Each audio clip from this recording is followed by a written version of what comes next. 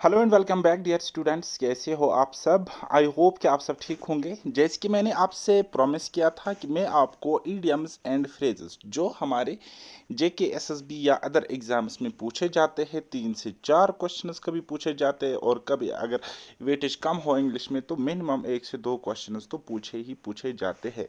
तो मैंने आपको क्या कहा था कि मैं आपको एक ऐसी पीडीएफ दूंगा कि आप उसको एक बारी लगाओ, इन सारी इडियम्स एंड फ्रेजेस को थोड़ा मतलब कनेक्ट करके याद रखो। ऑप्शन एलिमिनेशन भी होता है एग्जाम में बाद में, तो आपको पढ़ के होनी चाहिए, ये मेरे कहने का मतलब है। तो 600 प्लस ईडियम्स एंड फ्रेजेस, लगभग 600 के आसपास आपको पढ़ने हैं। और फिर आप देखोगे कि एग्जाम में सारे के सारे क्वेश्चंस यानी कि 90% ईडियम्स एंड फ्रेजेस के क्वेश्चंस जो आज तक पूछे गए हैं जेकेएसबी ने, तो वो आपको फंस जाएंगे एग्जाम में। आई बात समझ? अदरवाइज ईडियम्स एंड फ्रेज आप पढ़ोगे पढ़ोगे पढ़ोगे तो एट द एंड हासिल हमें कुछ नहीं होता है, क्योंकि ये सेक्शन है वोकेबलरी का, ठीक है। लक बेस्ड क्वेश्चंस बनते हैं यहाँ से, लेकिन हमारा ये स्मार्ट अप्रोच रहता है कि हम रेलिवेंट चीज़ें पढ़ें और प्रीवियस ईयर को ज़्यादा से ज़्यादा प्रैक्टिस करें। जैसे कि आपको पता है ये बुक है, एक ज़बरदस्त रिलेवेंट बुक है, plinth to Paramount. Plinth to Paramount book है, वॉल्यूम 1 नीतू सिंह की बुक है। तो इसकी पीडीएफ ऑलरेडी आपको टेलीग्राम पे मिल जाएगी, और ये जो इडियम्स एंड फ्रेजेस की अलग से पीडीएफ है ये भी मैं आपको वहाँ पे प्रोवाइड करा दूंगा। उसके अलावा अपने पेड बैचेस में भी ये आपको मिल जाएगी कंप्लीट, राइट। तो चलिए हम स्टार्ट करते हैं इडियम्स एंड फ्रेजेस को। जैसे जैसे जिन जिन टेक्निक से मैं आपको बताऊंगा वैसे वैसे आपको ये समझने हैं, ओके। तो और इसमें हिंदी लिखा हुआ है, हिंदी तो हमें आती नहीं, मुझे भी नहीं आती है। तो चलिए हम इंग्लिश को इंग्लिश की तरह समझ के पढ़ने की कोशिश करेंगे। देखो, पहला देखिए, कहता है अकाइलस हील्स, अकाइलस हील्स। तो अकाइलस हील्स का मतलब क्या होता है? अकाइलस मतलब थके हुए, हील्स मतलब पैर, ठीक है। तो इसका मतलब क्या होता है? स्मॉल फाटल वीकनेस, ठीक है। जो छोटी सी कमजोरी होगी, थकावट होगी, उससे कमजोरी होगी, तो उसके लिए हमारा फ्रेज होता है अकाइलस हील्स यूज, ओके। इसी तरीके से ऐड फ्यूल टू फायर, ठीक है। ऐड फ्यूल टू फायर, देखो, अगर कहीं पे कुछ आग लगी होगी, अगर कहीं पे कुछ आग लगी होगी, तो अब हम उसमें क्या करेंगे? तेल डालेंगे। कौन सा तेल डालेंगे? मिट्टी का तेल, पेट्रोल डालेगी या डीजल डालेगी, यानी कि हमने फ्यूल डाला उस आग में, तो वो आग क्या बढ़ जाएगी और ज्यादा तेज हो जाएगी। तो इसी तरीके से इसका ये सेंस निकालना है। एड फ्यूल टू फायर मतलब क्या हो गया कि कोई मैटर था, वो पहले से वर्स था और हमने और ज्यादा उसको खराब किया। To make a matter worse, कोई मैटर खराब कर देना, वर्स कर देना, ओके।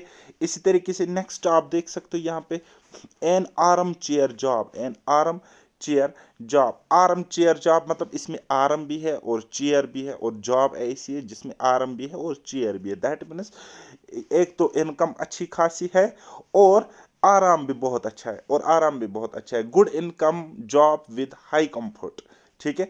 तो इसमें इसको कश्मीरी में कहते हैं सोग सोगत पनाहदार, ठीक है। एक तो अच्छी इनकम भी है यहाँ पे, और उसके अलावा कंफर्ट जोन में भी आप जॉब कर रहे हो, तो उसका मतलब हो गया N arm chair job. Chair का मतलब ही हमें देता है कि इसके पास पावर है, जॉब है, और आर्म मतलब ये कंफर्टेबल है, ठीक है, कंफर्ट है इसको।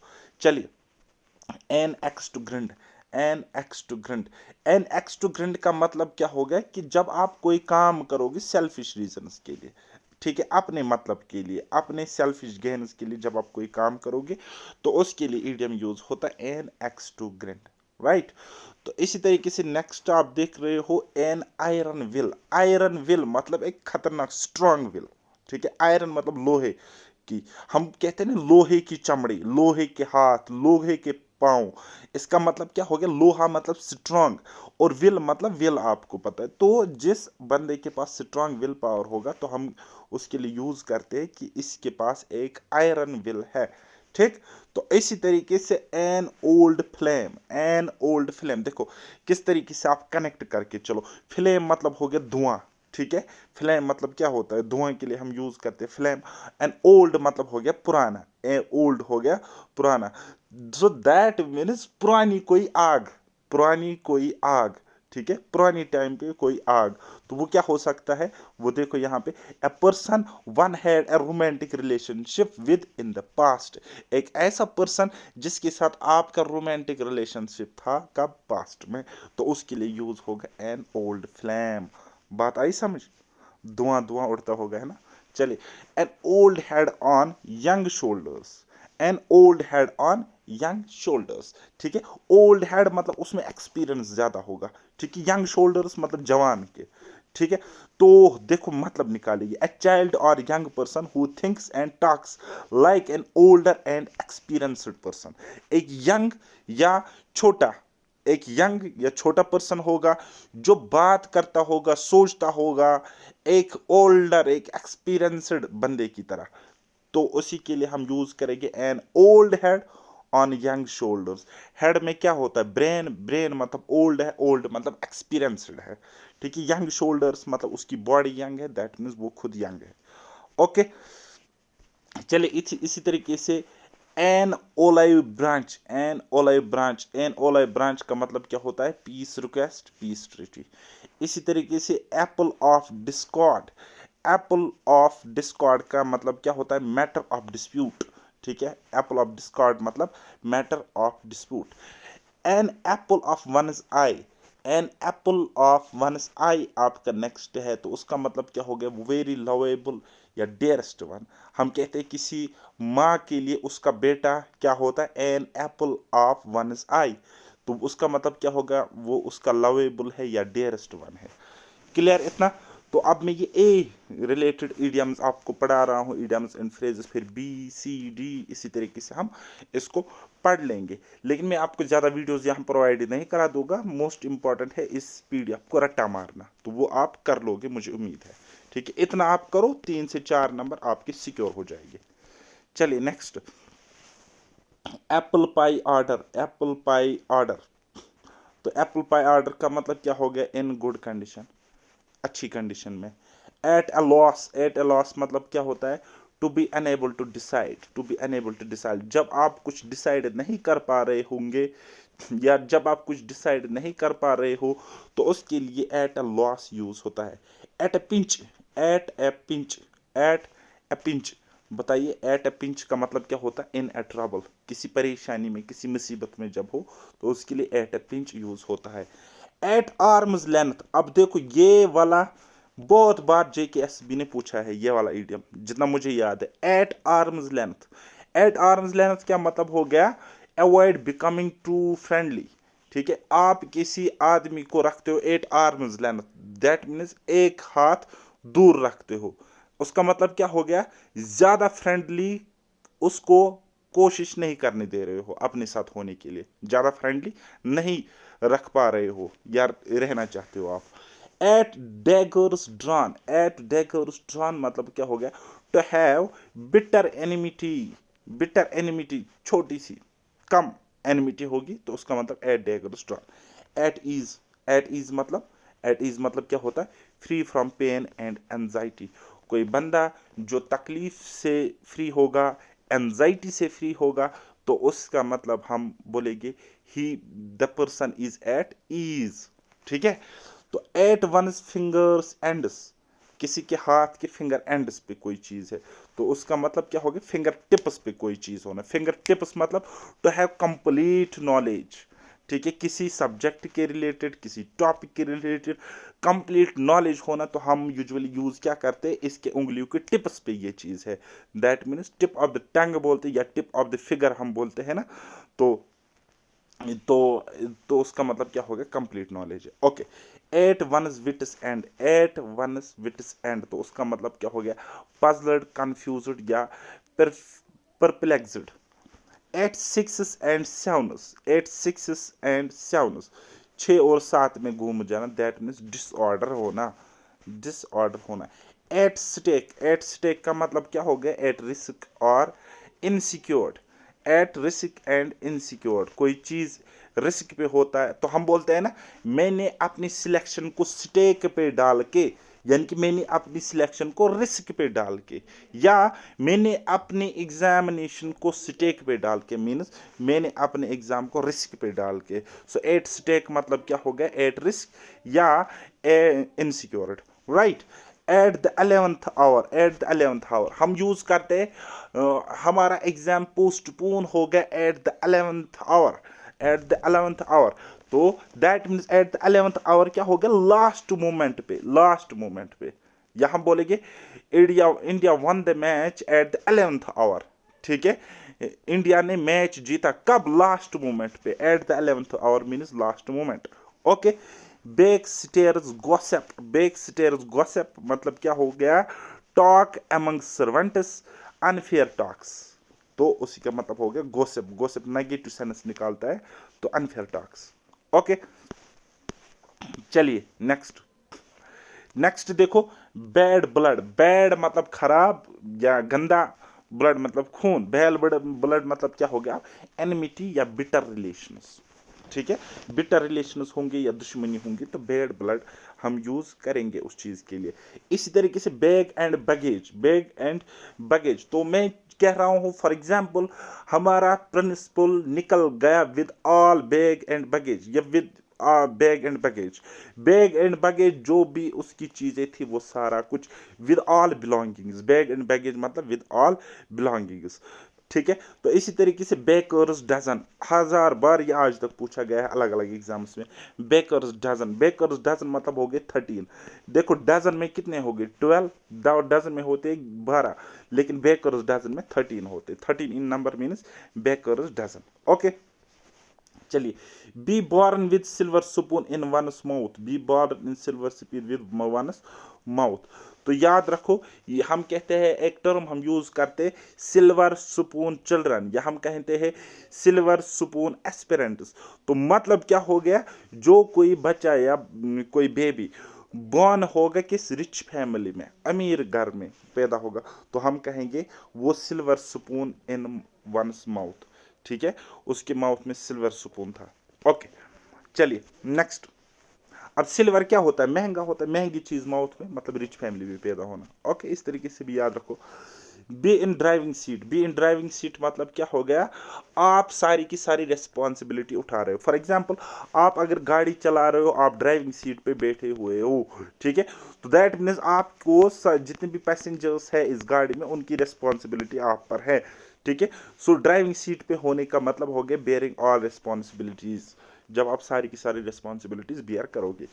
Beer the brunt of, bear the brunt of मतलब हो गया to bear the main part of something unpleasant, जो कुछ चीज अनप्लीजेंट होगी तो उसका मेन पार्ट जब आप बियर कर रहे हो तो उसका मतलब हो गया bear the brunt of.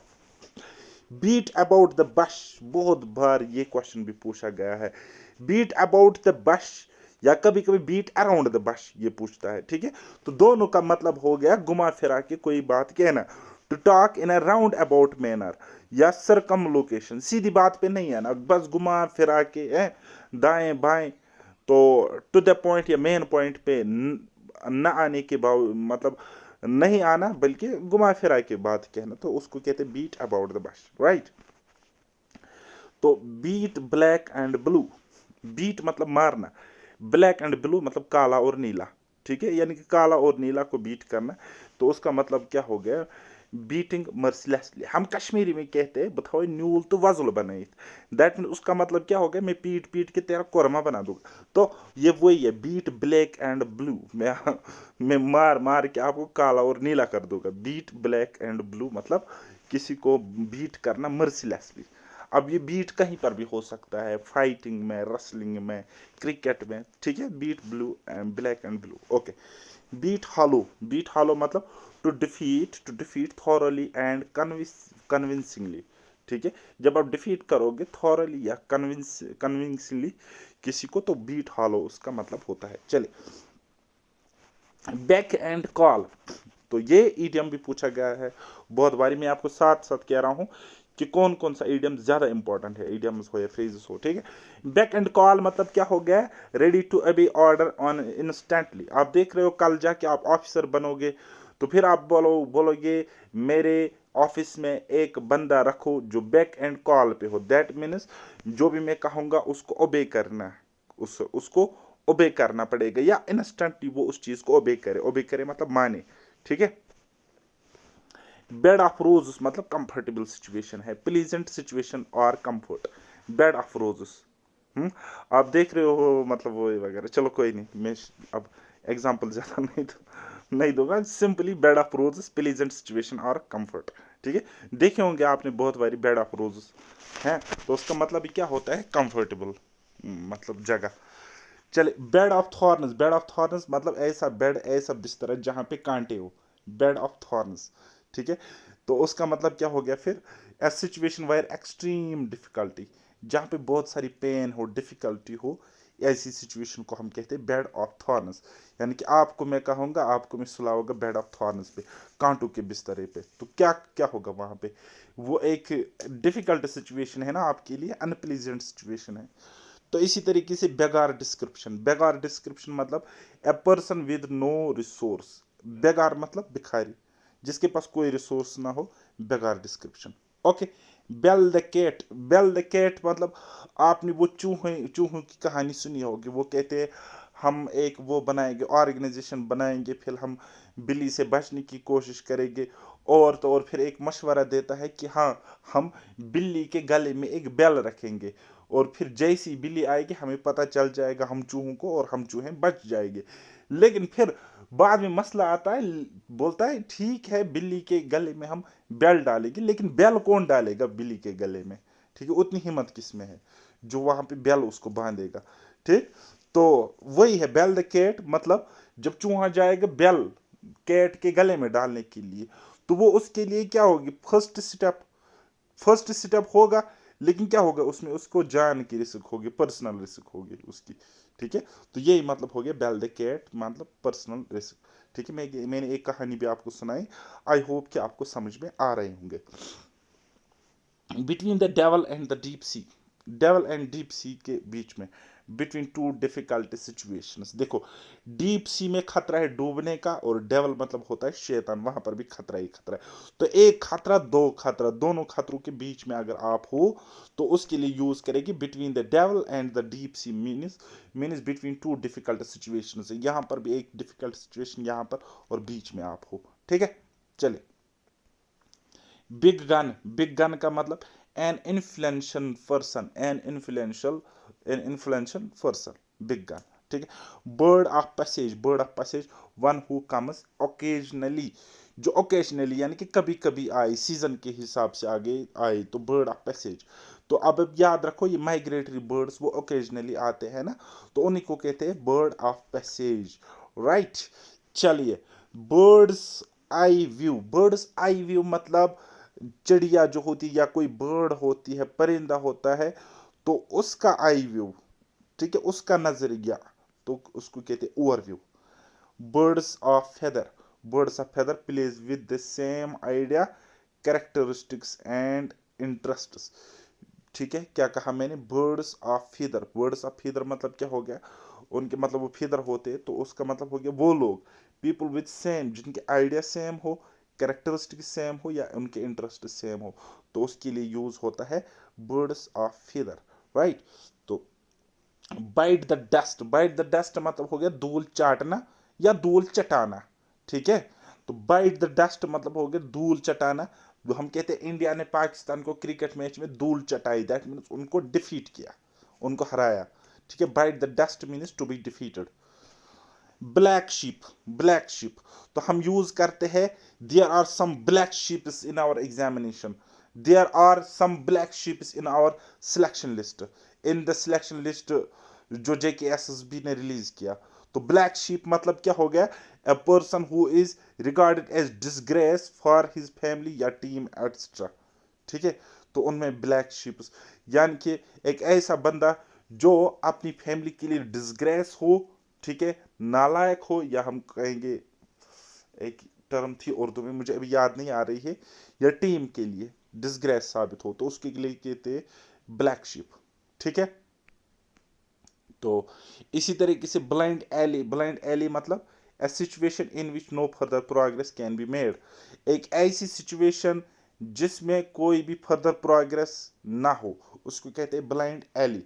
Blind date, blind date मतलब क्या हो गया, आपने इंस्टा पर चैटिंग वेटिंग की, या उधर इधर करी किसी सोशल मीडिया वेबसाइट पे, ठीक है, फिर डेट करने गए, तो उसी को कहते हैं ब्लाइंड डेट। मतलब a meeting between a girl and a boy who have not met before, जो पहले कभी नहीं मिले होंगे, जब वो मिलेंगे, मीटिंग करेंगे, उसी को कहते हैं ब्लाइंड डेट।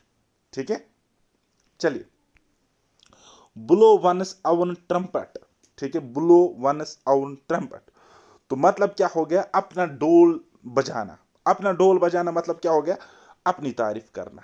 ठीक है, अपनी तारीफ करना, बात आई समझ। अपना डोल ढंग का बजाना वगैरह है, तो इस तरीके से याद रखो, खुद की तारीफ खुद ही करना। चले, ब्लू ब्लड, ब्लू ब्लड मतलब क्या हो गया, वफादार। ब्लू मतलब वफादार, रॉयल और एरिस्टोक्रेटिक डिसेंट, सॉरी वफादार नहीं, रॉयल मतलब अमीर, और एरिस्टोक्रेटिक डिसेंट। अच्छा, ब्लू हुक, ब्लू हुक मतलब गवर्नमेंट रिपोर्ट। ब्लू हुक नहीं, ब्लू बुक। ब्लू बुक मतलब गवर्नमेंट रिपोर्ट को कहते हैं ब्लू बुक। इसी तरीके से बॉडी एंड साउल, हम बोलते हैं ना कंप्लीट, मैं तुमसे बहुत बहुत बहुत बहुत बॉडी से भी साउल से भी प्यार करता हूँ, दैट मीन्स मेरी हर एक चीज एंटायरली। ठीक है, यानी कि मैं एंटायरली आपको चाहता हूँ, बॉडी एंड साउल, बताइए समझ। बॉडी मतलब जिस्म, साउल मतलब रूह, तो वहां पे कुछ बचता ही नहीं है इंसान में, है ना, तो दैट मीन्स वो एंटायर चीज कवर होती है, तो एंटायरली, बताइए समझ। तो इनको हम सेंटेंसेस में भी नेक्स्ट लेक्चर में यूज करेंगे। बस मैं चाहता हूं आप किस तरीके से इनको मतलब रिलेट करके याद रखो। Bolt from the blue, bolt from the blue, bolt मतलब क्या हो गया, बोल्ट आपने देखा होगा ना, तो उसको बोल्ट ही कहते हैं। आई डोंट नो कि उसकी ट्रांसलेशन क्या है, ऐसे होता है बोल्ट। ठीक है, ऐसा होता है बोल्ट, और उसको मतलब वो ठासते हैं किसी चीज में बंद करने के लिए। तो बोल्ट फ्रॉम द ब्लू, जब ये निकल के आ जाएगा ब्लू से, तो उसको कहते हैं unexpected problem. Bone of contention, bone of contention, देखो ये हो गया एक डॉग, और ये हो गया हमारा दूसरा डॉग। ठीक है, और इनमें ये हड्डी है। ठीक है, और इनमें ये मीट की हड्डी है। ठीक है, अब ये दोनों इस पे लड़ रहे हैं।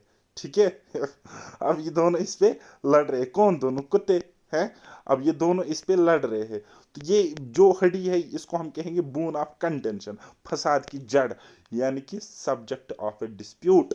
ठीक है, तो मैं कहूंगा फॉर एग्जाम्पल, दो भाई लड़ रहे हैं अपनी प्रॉपर्टी को लेकर, तो दैट मीन्स मैं कहूंगा वो प्रॉपर्टी उन दो भाइयों के लिए क्या है, बोन ऑफ कंटेंशन है, means subject of A dispute, जो उन दोनों में डिस्प्यूट हो रहा है उसका सब्जेक्ट है बोन ऑफ कंटेंशन। ओके, चलिए नेक्स्ट देखो, bone blessing in disguise, blessing in disguise, तो इसको कहते हैं हिडन ब्लेसिंग। तो हम कहते हैं हिस्ट्री में जब हमने पढ़ा एक जगह, Simon commission, Simon commission, Simon commission को कहा जाता है blessing in disguise, blessing in disguise. यानी कि क्या होता है कि हमें स्टार्टिंग में लगता है कि बुरा हो रहा है, मगर लास्ट में हमें पता चलता है ये तो अच्छा ही होना था, जो होता है अच्छे के लिए होता है। या फॉर एग्जाम्पल, कोई आउट ऑफ फॉर्म प्लेयर है मैक्सवेल, ठीक है, लास्ट टाइम आरसीबी की टीम में, ठीक है, मैक्सवेल, इसकी फॉर्म ये चल नहीं रहा था। ठीक है, फिर क्या हुआ, अचानक ये इंजर्ड हो गया, तो एक अच्छा प्लेयर इंजर्ड हो गया, सबको बुरा लगा कि हमारी टीम और वीक हो जाएगी, तो और इसकी जगह फिर कैमरन ग्रीन को सपास खिलाया गया।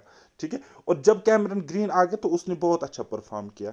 ठीक है, तो दैट मीन्स इस मैक्सवेल का इंजर्ड होना क्या था उस टीम के लिए, ब्लेसिंग इन डिसगाइज। जो हमें स्टार्ट में लगता है कि बुरा हुआ, लेकिन वो अच्छा होता है, मीन्स कोई भी लथी दवाई। ठीक है, कश्मीरी में हम इसको कहते हैं कोई भी लथी दवाई, दैट मीन्स किसी को कमर में दर्द है, और तो और उसको बुरा लगेगा अगर उसको कोई लात मारेगा, लेकिन लात से अगर उसको फर्क हो गई, उसका दर्द गायब हो गया, तो उसको कहते हैं blessing in disguise. Okay, bosom friend, bosom friend, bosom friend means fast friend. इसी तरीके से break the ice, break the ice मतलब बर्फ को तोड़ना। ठीक है, break the ice, to start a conversation, यानी कि खामोशी होगी और आप कन्वर्जेशन स्टार्ट करोगे, तो उसका मतलब आपने ब्रेक द आइस किया। ओके, फिर है इसी तरीके से breathe one's last, breathe one's last, तो ब्रेथ वंस लास्ट मतलब आखिरी सांस लेना, तो पास अवे यानी कि डेथ होना। Broad daylight, broad daylight मतलब a daylight when crime can not be hidden. ठीक है, एक ऐसी लाइट जहां पे जुर्म ना छुपे, लाइक सीसीटीवी कैमरास है। ब्रोकन रीड, ब्रोकन रीड मतलब ए वीक अनरिलायबल पर्सन। ठीक है, कोई कमजोर या अनरिलायबल पर्सन है, उसी को हम ब्रोकन रीड कहते हैं। ब्राउन स्टडी, यानी कि स्टडी अबाउट ब्राउन, तो ए स्टेट ऑफ डीप थॉट, जब आप बहुत बहुत बहुत डीप थॉट के साथ मतलब होंगे, उस स्टेट में होंगे, तो उसकी कहते हैं ब्राउन स्टडी, राइट। चलिए next, bull in the china shop, bull in the china shop, यानी कि चाइना की शॉप में एक बुल, बुल मतलब बुल मतलब उसको कहते हैं ना, जानवर होता है, ठीक है, दौड़ता है। Bull in the china shop, तो one who is out of place in an delicate situation, right. Burn a hole in the pocket, तो मनी स्पेंड क्विकली, हम कहते हैं ना आपके जेब में वो है क्या, मतलब वो होल होता है ना, ठीक है। कश्मीरी में कहते हैं चंदशी गुद, ठीक है। दैट मीन्स आपके पैसे जल्दी जल्दी खर्च होते हैं, आपके जेब में वो है क्या, मतलब सुराख, ठीक है। Burn a hole in the pocket means money spend quickly. अच्छा मुझे थोड़ा सा माफ कर लेना, मैं ट्रांसलेशन के वे में आज तक इंग्लिश में कभी पढ़ा ही नहीं हूँ। अगर आप मुझे वर्ड टू वर्ड बोलोगे किसी भी चीज़ का ट्रांसलेशन करना, तो मैं नहीं कर पाऊंगा, मुझे नहीं पता। बट ये चीज़ होती है क्योंकि स्ट्राइक नहीं करता ना दिमाग में, तो बट ये चीज़ है कि क्लियर थॉट प्रोसेस होता है, तो वैसे आप भी सोचने की कोशिश करो, वर्ड टू वर्ड चीज़ों को ट्रांसलेट करना छोड़ दो, ऐसी आपकी इंग्लिश कभी भी स्ट्रांग नहीं होगी, ठीक है। Burn a hole in the pocket मतलब money spend quickly. Burn one's fingers, किसी के अपनी उंगली जलाना, that means to get oneself into trouble, खुद को किसी परेशानी में डालना, ओके। इसी तरीके से burn the candle at both ends, यानी कि शमा को अपने बोथ एंड से जलाना, ठीक है। आपके पास कैंडल है, उसको दोनों एंड से हम जलाएंगे, तो उसका मतलब क्या हो गया, उसका मतलब क्या हो गया, टू वेस्ट मनी, ठीक है। यानी कि हमें मतलब है लाइट से, और लाइट हमें मिलेगी अगर हम कैंडल को एक ही साइड से जलाएंगे, तो तब भी हमें वही लाइट मिलेगी। अब दो साइड से जलाएंगे, that means we are wasting our money, right. Then burn the midnight oil, तो अब आपको पता है मिड नाइट यानी कि मिड नाइट मतलब रात के टाइम ऑयल जला के क्या है करना है, इंसान को मेहनत करनी है, तो उसका मतलब क्या हो गया, labouring studying till late night. जब आप रात में कोई काम कर रहे हो या पढ़ रहे हो, तो उसका मतलब हो गया आप तेल जला रहे हो रात को, ठीक है। बर्निंग क्वेश्चंस मतलब हॉट इशू, ठीक है। हम कहते हैं बर्निंग इशू या बर्निंग क्वेश्चन, तो क्या हो गया, hot issue. bury the hatchet bury the hatchet to end a hostility को end करना। by fits and starts means irregularly, ठीक है, जो रेगुलर ना हो। बाय हुक और बाय क्रुक, बहुत बारी ये क्वेश्चन भी पूछा गया, तो बाय हुक और बाय क्रुक मतलब कैसे भी करके, बाय एनी मीन्स राइट और रॉन्ग, ठीक है। वो कहता है मुझे ये चीज चाहिए बाय हुक और क्रुक, मुझे एग्जाम क्वालिफाई करना है बाय हुक और क्रुक, ठीक है। दैट मीन्स मुझे कुछ चाहिए, नो मैटर सही तरीके से चाहिए या गलत तरीके से चाहिए, बाय एनी मीन्स चाहिए, okay. By leaps and bounds, बहुत बार ये क्वेश्चन भी पूछा गया था, बाय लीप्स एंड बाउंड्स तो का मतलब क्या हो गया, at a rapid pace, rapid मतलब तेज तेज जल्दी जल्दी जो चेंज हुए, तो रेपिड पेस पे अगर कोई काम हो रहा है, तो that means by leaps and bounds. मैं कह रहा हूँ आप ये काम, you have to do this work by leaps and bounds, means आपको ये काम कंप्लीट करना है एट अ रेपिड पेस। बात आई समझ, आप सेंटेंसेस में इनको यूज करो, तब जाके ये ज्यादा स्ट्राइक करेंगे, okay. By the skin of one's teeth by a whisker, by the skin of one's teeth by a whisker, ठीक है। By the skin of one's teeth या बाय अ विस्कर, दोनों का मतलब हो गया नेरोली या बाय अ हेयर ब्रेड्थ, ठीक है, ज्यादा इंपॉर्टेंट नहीं है। चले, carry the coal to Newcastle, carry the coal to Newcastle, coal लेना न्यू कास्टल में, spending time and energy in doing something that is useless and wastage of energy, कुछ ऐसा काम करना जो यूजलेस हो या उससे सिर्फ और सिर्फ आपकी एनर्जी वेस्ट हो, तो उसका मतलब हो गया carry the coal to Newcastle, क्योंकि कोल का काम ही नहीं है यहाँ पे कास्टल में। बात आई समझ, इस तरीके से भी अब रिलेट करके चलो। Cast pearls before swine, cast pearls before swine, तो मतलब क्या हो गया, a right thing in a wrong hand, ठीक है। Cast pearls before swine, okay. इसी तरीके से castles in the air, castles in the air मतलब डे ड्रीम, दिन में सपने देखना, एफ होप और desire unlikely to be realised, ठीक है, एक ऐसी होप या डिजायर जिसका होना थोड़ा सा मुश्किल हो, okay. Cat and dog life, cat and dog life, हम कहते ये जो भाई बहन थे ये कुत्ते और बिल्ली की तरह है, that means troublesome life, झगड़ना लड़ना झगड़ना है, परेशानी की जिंदगी, troublesome life. Catch a tartar मतलब to grapple with unexpectedly formidable opponent, cat's paw, cat का वो पा पंजा, ठीक है। A person used by another as dupe और टूल, जब किसी आदमी को दूसरा आदमी इस्तेमाल करे ड्यूप की तरह या टूल की तरह, तो उसी को हम कहते हैं कैट स्पा, राइट। चौदकड़, चौदकड़, चौदकड़ मतलब टू पॉन्डर ओवर या meditate. Chicken hearted, chicken hearted मतलब मुर्गी का दिल है लेकिन करेज या कवर्डली, बुजदिल, जिसमें हिम्मत ना हो। Cock and bull story, cock यानी कि मुर्गा, और बुल मतलब वो यार ऑक्स जैसा होता है बुल, ठीक है। तो कॉक एंड बुल स्टोरी मतलब ए कनकोटेड स्टोरी, ए कनकोटेड स्टोरी, ठीक है, यानी कि मनगढ़ंत कहानी। क्रोकोडाइल टीयर्स, क्रोकोडाइल टीयर्स मतलब मगरमच्छ के आंसू, मतलब false tears, a false display of grief, है ना। क्रोकोडाइल की टीयर्स मतलब मगरमच्छ के आंसू बहा रहे हो हैं, तो उसी का मतलब होगा क्रोकोडाइल टीयर्स, मतलब जब वो दुखी ना हो लेकिन बस नाटक कर रहा होगा, फॉल्स टीयर्स मतलब। चलिए next, cross words, cross words मतलब इस तरीके से, ये होगी एक स्वाड, ये होगी दूसरी स्वाड, ठीक है। तो स्वाड मतलब तलवार, क्रॉस वर्ड्स मतलब टू करल और फाइट, जंग करना की निशानी, cross word. Cry for the moon, moon के लिए क्राई करना, टू डिजायर द अनअटेनेबल, एक जो चीज हासिल नहीं हो सकती उसकी डिजायर रखना, क्राई फॉर द मून, उसके मतलब हो गया मून के लिए क्राई करना है, मुझे वो मून चाहिए है। मून तो कोई ला नहीं सकता ना, जो बच्चा दिल का कच्चा होता है कभी कभी शाम को बोलता है पापा पापा मेरे को वो मून ला के दे दो, ठीक है। अब मून कहाँ से वो लाएगा है। तो यही है, मतलब वो अनअटेनेबल चीज होती है लेकिन डिजायर तो होती है बच्चे में। तो क्राई फॉर द मून मतलब क्या होता है, एक ऐसी डिजायर जो अटेन ना हो। Cry over spilled milk, cry over देखो रोना, स्पाइल्ड मिल्क मतलब खराब दूध के ऊपर, ठीक है। So regret in vain for what can not be undone, ठीक है। यानी कि जब आप पछता रहे हो कि ऐसा नहीं होना चाहिए था, जब आप पछता रहे हो कि ऐसा नहीं होना चाहिए था, उसके लिए आप पछता रहे हो, रो रहे हो, तो क्राई ओवर स्पाइल्ड मिल्क उसके लिए ईडियम यूज होता है। Cut a sorry figure, cut a sorry figure, sorry figure को कट करना, तो क्या मतलब हो गया, to give a poor show, poor show आप दे रहे हो। कट बोथ वेज, दोनों तरीकों से, बोथ वेज में, यानी कि बोथ वेज से आप किसी चीज को कट करो या रास्ते को कट करो, तो that means argue in favour of both sides, ठीक। तो ये सपोज पर्सन ए है, ये सपोज पर्सन बी है, तो आप बीच में आर्ग्यू कर रहे हो, लेकिन दुधल आप इसका भी सपोर्ट करो, इसका भी सपोर्ट करो, या इसको भी खिलाफ हो, इसको भी खिलाफ हो, और बाद में पता चलता है कि दोनों पकड़ के आपको पेल देंगे, ठीक है। तो उसी का मतलब क्या हो गया, कट बोथ वेज मतलब argue in favour of both sides,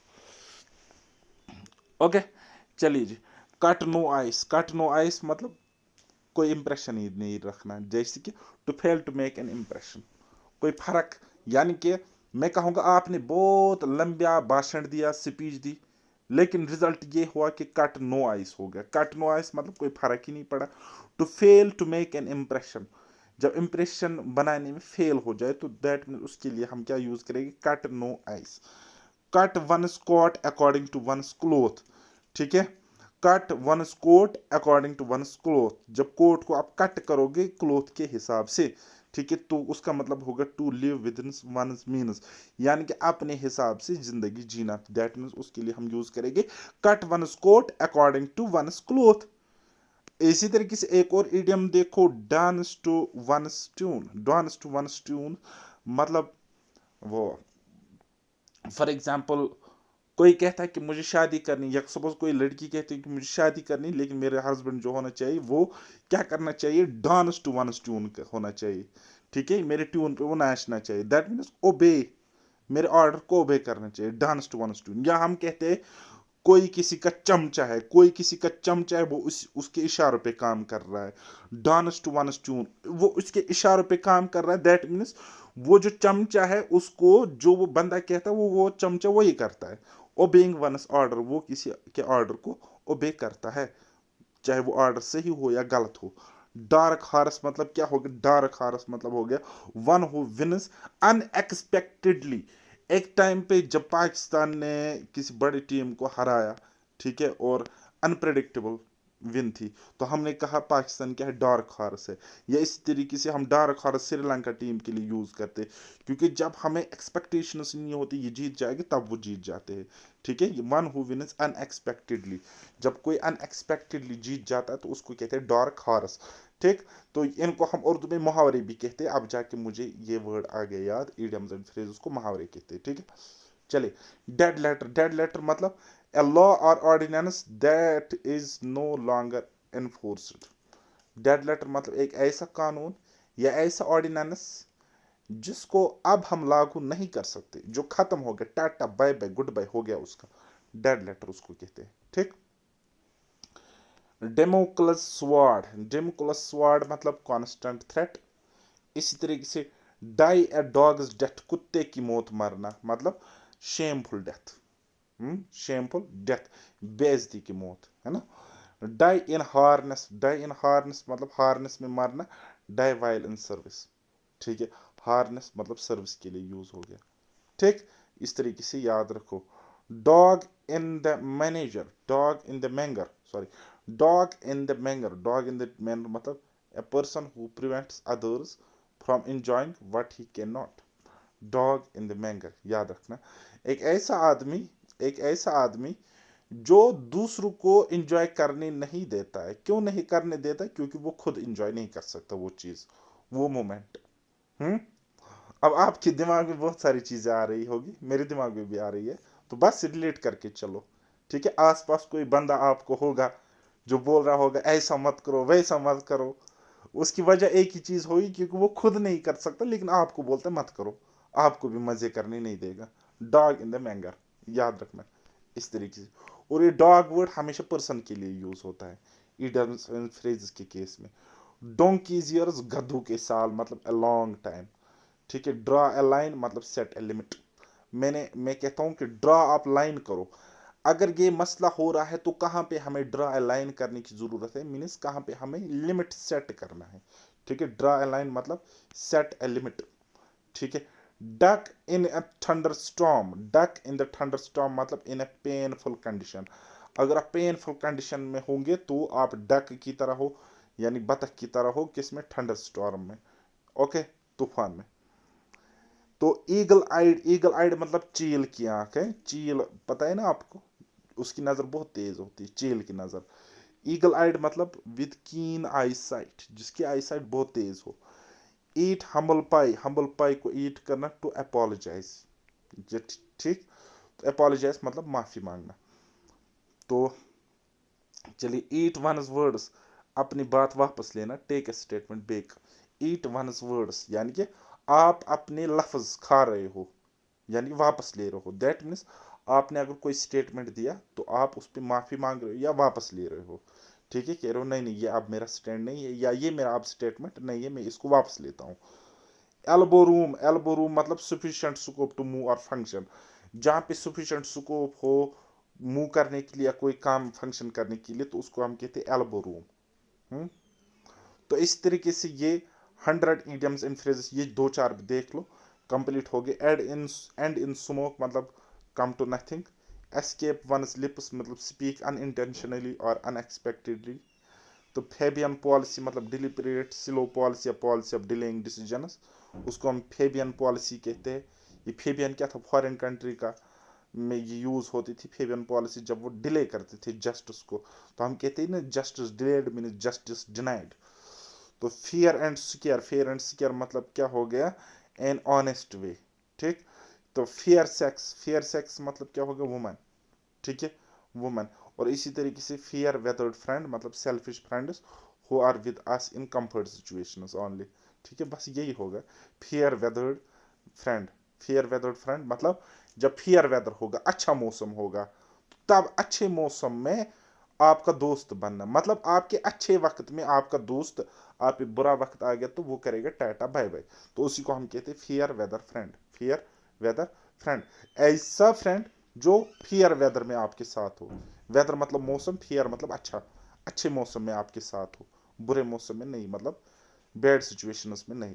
तो इस तरीके से ये लेक्चर हम यहीं पे एंड करते हैं, और ये पीडीएफ आपको मेरे टेलीग्राम चैनल पैराडाइज एकेडमी पे मिल जाएगी। उसके अलावा पेड बैचेस में भी मिलेंगी हमारी पैराडाइज एकेडमी एप्लीकेशन पे, ठीक है। तो उसको डाउनलोड करना, इनरोल करना। अभी ऑफर भी चल रहा है, डिस्काउंट ऑफर बहुत ही जल्द खत्म होगा। तो तब तक के लिए अब मुझे दीजिए नेक्स्ट लेक्चर तक इजाज़त।